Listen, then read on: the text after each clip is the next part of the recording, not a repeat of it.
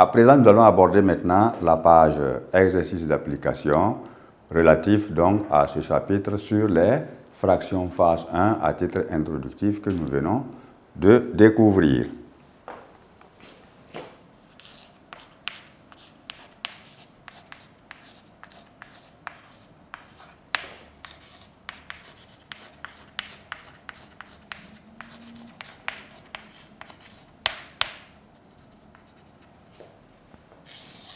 Alors, voici donc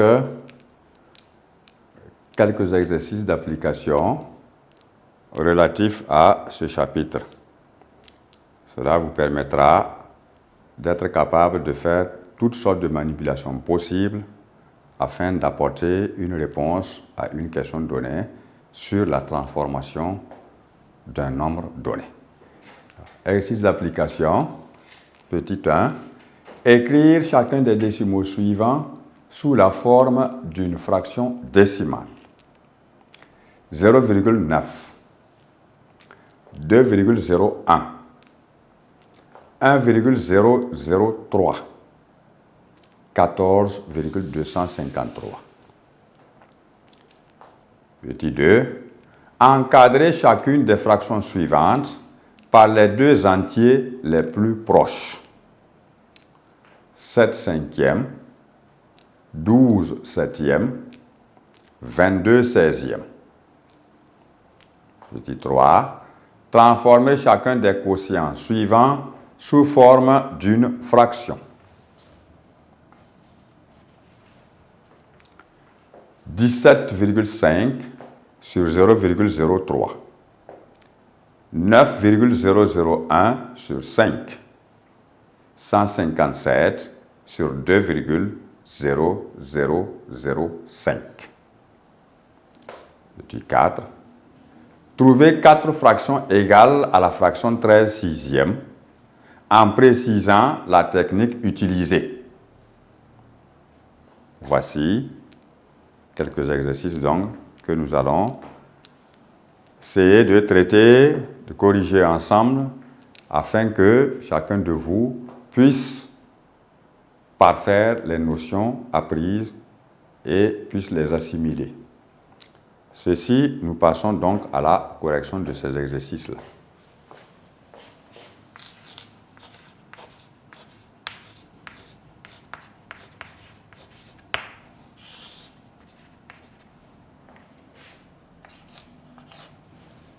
Alors, dans le petit 1, on nous demande d'écrire sous forme d'une fraction des nombres décimaux proposés. Là, on obtient les fractions suivantes.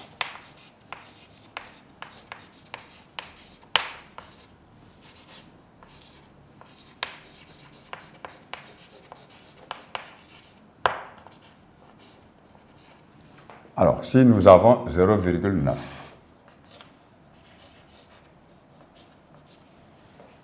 avant de transformer pour avoir la fraction qu'il faut, il est judicieux d'écrire toujours qu'un nombre est égal à lui-même divisé par 1.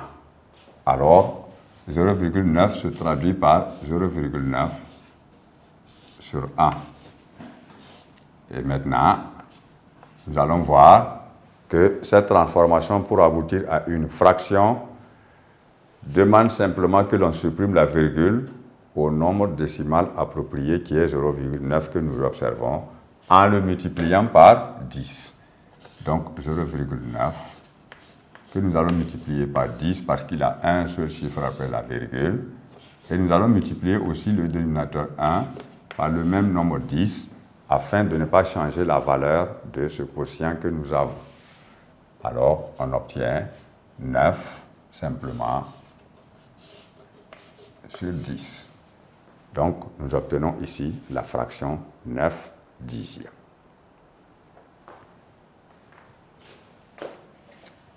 Deuxième nombre décimal, nous avons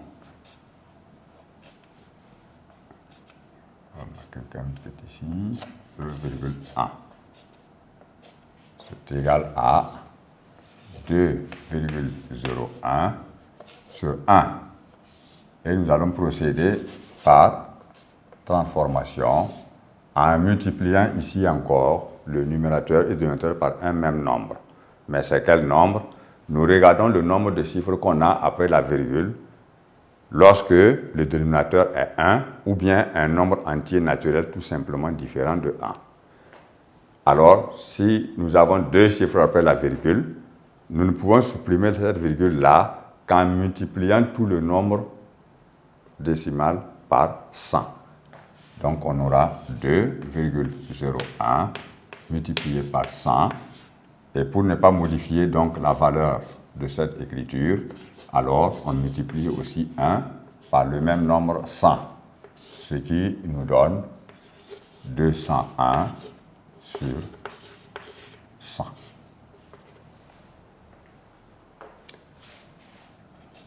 Nous avons maintenant 1,003 qui est égal à 1,003 sur 1. Alors, d'après les mêmes règles, nous avons donc 1,003. Alors, comme il a 3 chiffres après la virgule, nous allons le multiplier donc par 1000.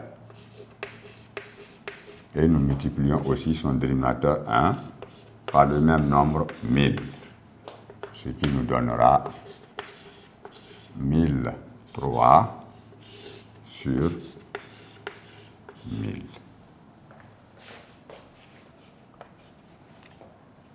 Et enfin, 14,253 qui sera transformé en écrivant 14,253 sur 1. Et dans ce cas, nous devons multiplier numérateur et dénominateur par un même nombre. Ici, 1000, parce que le nombre décimal que nous avons comporte 3 chiffres après la virgule.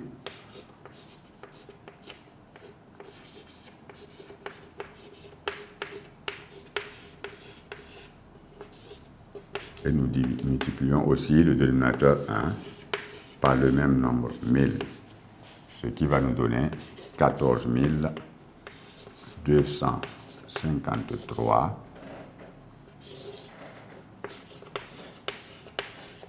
sur 1000. Voici comment on peut arriver à transformer chacun des nombres décimaux que nous avons sous forme de fractions décimales, donc des fractions dont le dénominateur est 10, 100, 1000, 10 000, etc.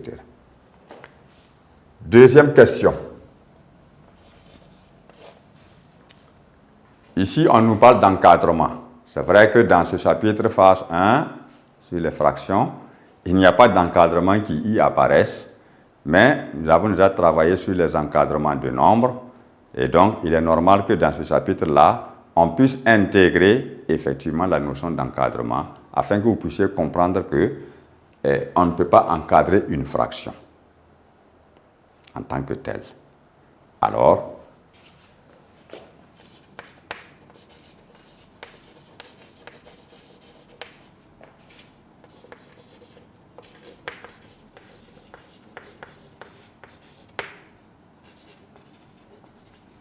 nous parlons de la fraction 7/5.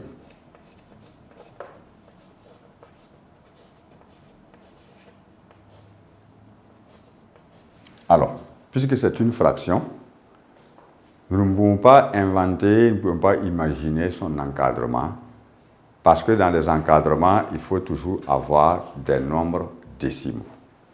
Donc, nous allons transformer notre fraction 7/5 en un nombre décimal avant de répondre à la question d'encadrement.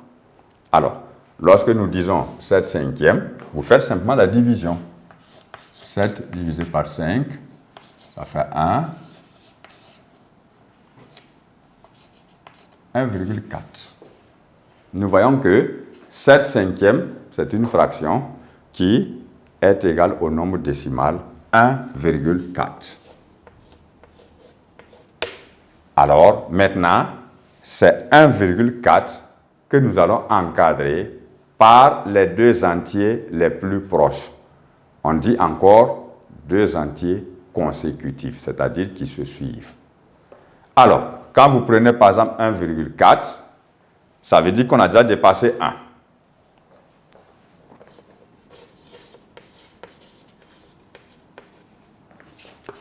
Alors, 1,4 est compris entre deux autres nombres et nous avons dit par les entiers les plus proches. Donc, quand on dit entier, ça veut dire que c'est des entiers naturels.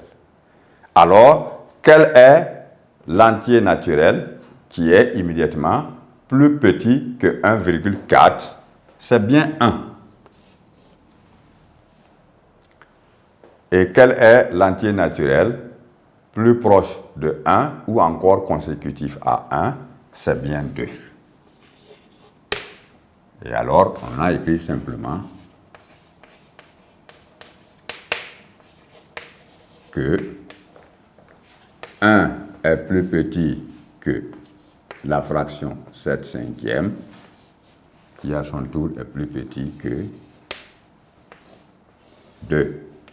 On voit bien que 7/5 qui est égal à 1,4 est un nombre compris entre les entiers naturels les plus proches qui sont 1 et 2. Et on dit que 7/5 est compris entre 1 et 2. Nous avons la fraction 12/7.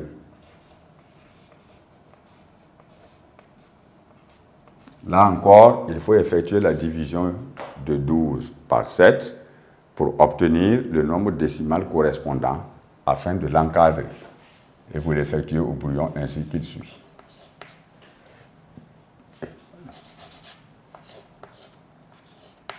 Alors, il y a une fois, il reste 5. Il y a 7 fois, il reste 1. Il y a donc une fois. Alors, nous avons donc ici 1,71.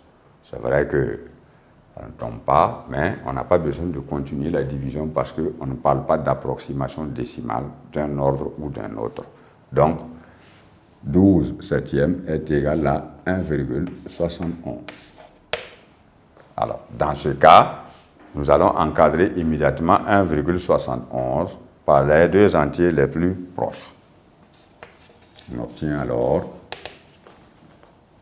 1,71 qui se situe donc entre 1 et 2 également, parce que 1,71 est plus grand que 1, et 1, c'est l'entier naturel que l'on rencontre immédiatement avant de trouver 1,71.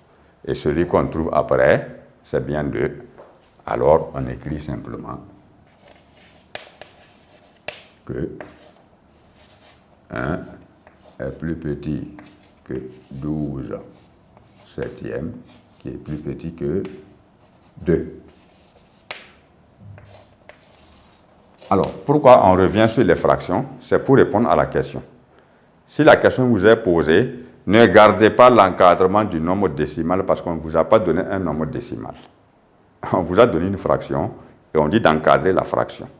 C'est parce que vous ne pouvez pas encadrer la fraction sans l'avoir transformée en un nombre décimal approprié afin de voir effectivement les nombres entre lesquels ils se situent et qui sont proches l'un de l'autre.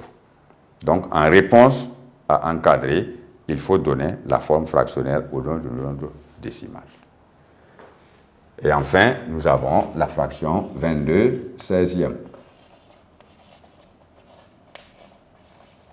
Alors, nous allons voir, en effectuant la division de 22 par 16, qu'est-ce qu'on obtient? Je vois une fois, 6. Alors, nous avons ici 5, 4, 4 fois 6, 24, donc 3. 7 fois 6, 42. Côté de 50, il reste 8. 7 fois 1, 7. C'est ça, 1,37. Donc, ce n'est qu'une coïncidence qu'on choisit toujours entre 1 et 2. Bon, alors, on obtient donc ici 1,37. Ce qui nous permet d'écrire simplement que 1 est plus petit que 1,37, qui est à son tour plus petit que 2. Alors, on donne l'encadrement demandé qui est celui de la fraction. Donc 1 est plus petit que 22 16e, qui est donc plus petit que 2. Voilà l'encadrement demandé. Donc si vous avez une fraction à encadrer, il faut d'abord transformer la fraction là sous forme d'un nombre décimal approprié. Alors, ici, nous ne nous préoccupons pas trop du nombre de chiffres que l'on peut avoir après la virgule, parce qu'on ne nous parle pas ici d'approximation décimale. Si on nous parlait d'approximation, on va nous préciser l'ordre, par excès comme par défaut, et c'est alors que nous allons progresser dans la division jusqu'à un certain nombre de chiffres après la virgule afin de répondre à la question posée. Alors, nous allons poursuivre maintenant avec la troisième question.